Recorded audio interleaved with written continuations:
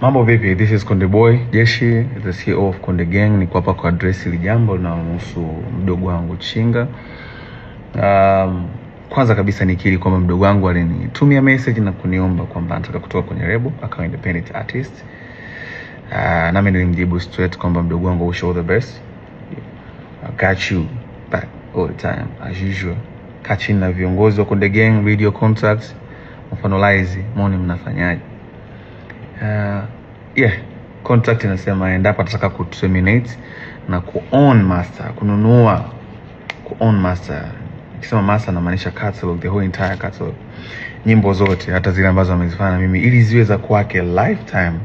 Hizo zinaingiza pesa kwake lifetime. Inatakiwa alipie kuzinunua hicho kiasi cha pesa kilichotajwa kwenye mkataba ambao mdogo wangu alisign 4 years ago na kampuni ya Konde Music.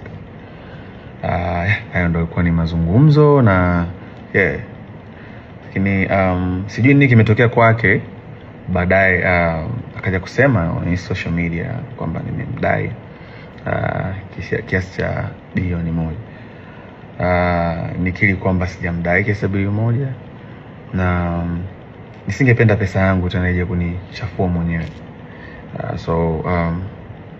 I did my best. I wish him all the best. Nampenda sana, msupporteni sana. He's an independent artist from now on. Nikiwa naongea promoters, mkiwa na show mwiteni, fanye pata risk, aisaidie familia yake.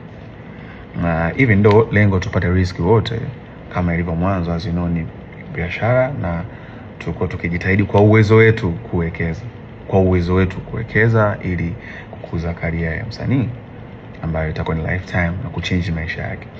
So far tumshukuru Mungu kwa support yetu, tumeweza kufanikisha kuwaletea superstars kadhaa ikiwemo Chinga, kina Angela, Kili Chidi walikopo na Country Boy, na wao wote waliondoka hakuja kuwa na matatizo yote, na wote wana own masters zao na for good and for peace. Hamna mtu yote mwenye malalamiko ya kudaiwa. So that's how we live by lifting each other.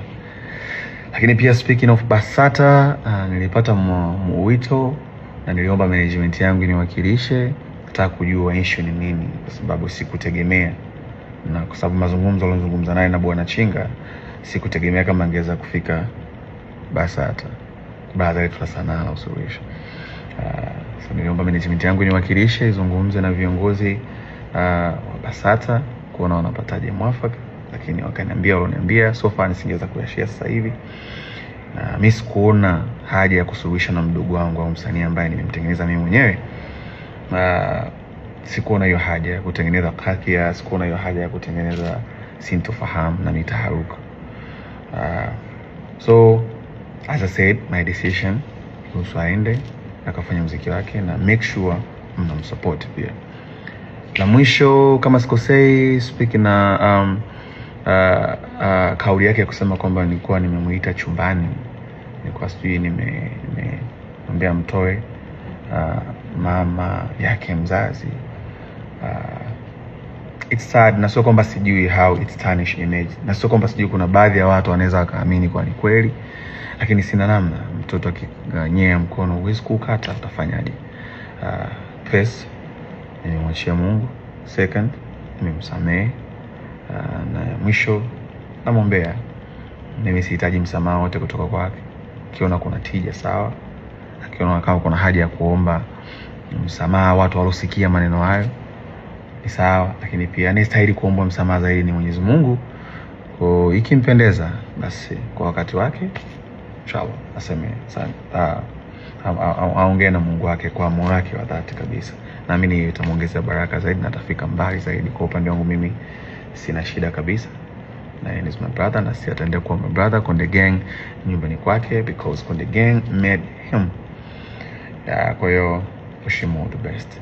So kwa kusema hayo, nashukuru sana kwa kuendelea kuisupport Konde Gang. Nashukuru sana kwa kuendelea kutunga mkono siku zote. Kuna superstars kibao wanakuja, and thank you so much for your time watching this. And Konde Gangs for everybody. This is Konde Boy. All love.